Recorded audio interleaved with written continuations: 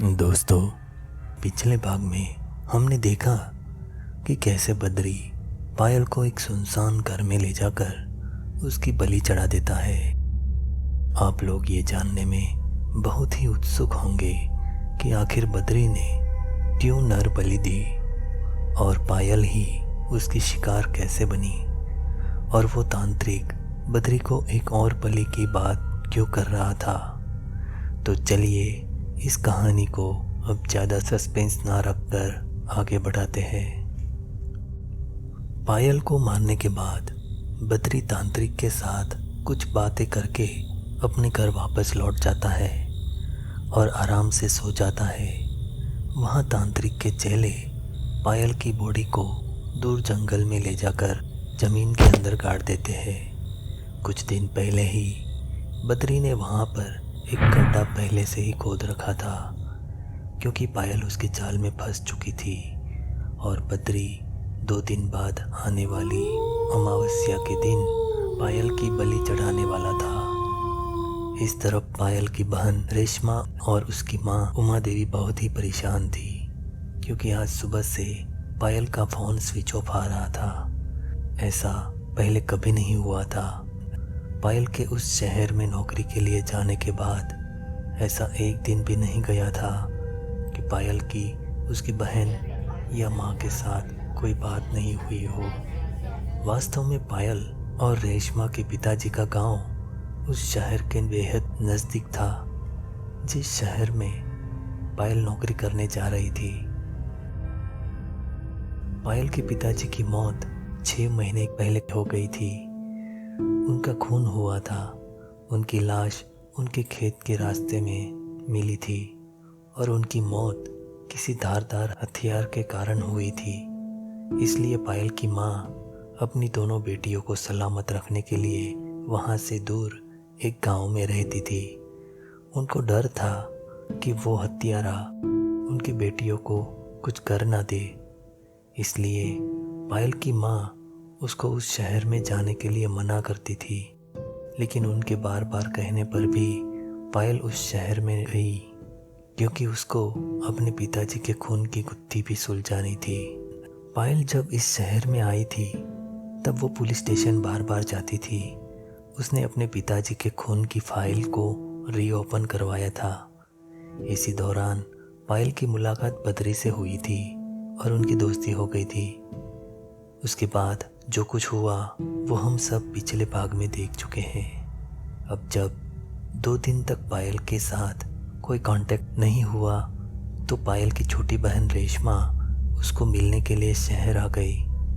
वो पायल के फ्लैट पर ताला देख चौंक गई और आस पड़ोस में पूछने के बाद उसको मालूम पड़ा कि पायल 2 दिनों से गायब है।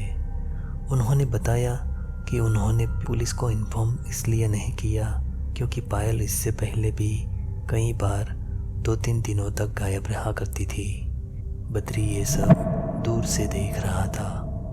वास्तव में बद्री पायल को उसकी मदद के बहाने किसी न किसी को मिलवाने दूसरे शहर ले जाया करता था। उसके बाद पायल की गुमशुदा रिपोर्ट लिखवाने के लिए रेशमा पुलिस स्टेशन चली जाती है। वहाँ पर उसको ये भी मालूम पड़ता है कि उसके पिताजी की खून की फाइल भी पायल ने रीओपन करवाई है। रेशमा ये सब देख पहले तो चौंक जाती है। उसके बाद वो पायल के फ्लैट पर वापस आती है और पड़ोसी से चाबी लेकर अंदर चली जाती है। देखते ही देखते काफ़ी दिन गुजर जाते हैं, लेकिन ना ही पायल वापस आती है और ना ही उसकी कोई खबर। इसी बीच बद्री भी उस पर नज़र रखे हुए था। एक दिन मौका देख बद्री ने रेशमा से कहा कि पायल को ढूंढने में वो उसकी मदद कर सकता है। वो बताता है कि वो एक तांत्रिक को जानता है जो उनकी मदद कर सकता है।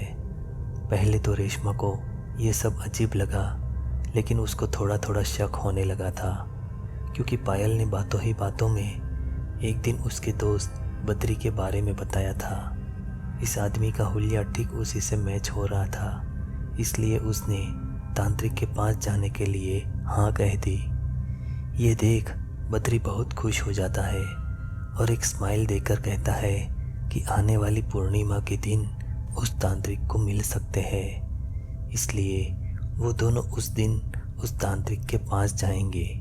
पूर्णिमा के आने में अभी 3 दिन बाकी थे।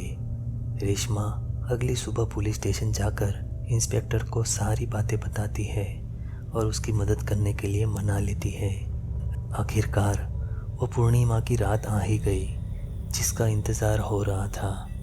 रेशमा और बद्री उस तांत्रिक को मिलने गाड़ी लेकर जा रहे थे। बद्री मन ही मन बहुत खुश हो रहा था कि उसका ये शिकार बिना कोई जोर ज़बरदस्ती के जाल में आ गया है। गाड़ी फिर से उस सुनसान घर के पास आकर रुकी, लेकिन इस बार वो दोनों अकेले नहीं थे। पुलिस इंस्पेक्टर और रेशमा की माँ उसके पीछे पीछे ही आ रहे थे। बद्री रेशमा को अंदर तांत्रिक के पास ले गया और तांत्रिक से रेशमा की बहन पायल के बारे में झूठी बातें करने लगा। तांत्रिक ने हौसला देकर रेशमा को पूजा में इन्वॉल्व होने को कहा और अपनी विधि करने लगा। उधर इंस्पेक्टर और रेशमा की माँ खिड़की में से ये सब देख रहे थे और सही समय का इंतज़ार कर रहे थे। विधि खत्म होने के बाद जैसे ही तांत्रिक ने बद्री को इशारा किया, बद्री तलवार लेकर रेशमा को मारने के लिए आगे बढ़ा। उसी वक्त इंस्पेक्टर ने गोली चलाकर बद्री को जख्मी कर दिया और उन सबको अरेस्ट कर लिया और रेशमा को नरबली बनने से बचा लिया।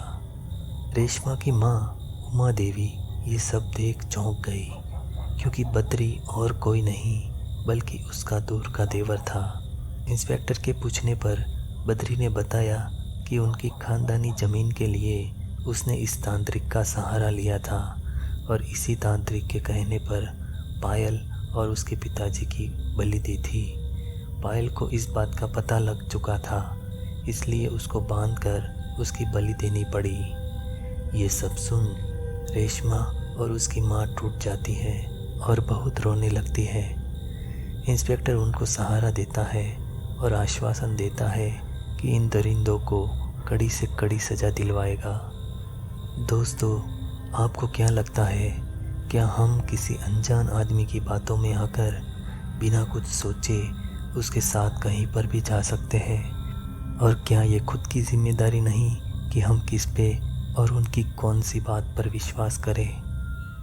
अगर आपको हमारी ये वीडियो पसंद आई है तो लाइक करें और हमारे चैनल को सब्सक्राइब करना ना भूलें।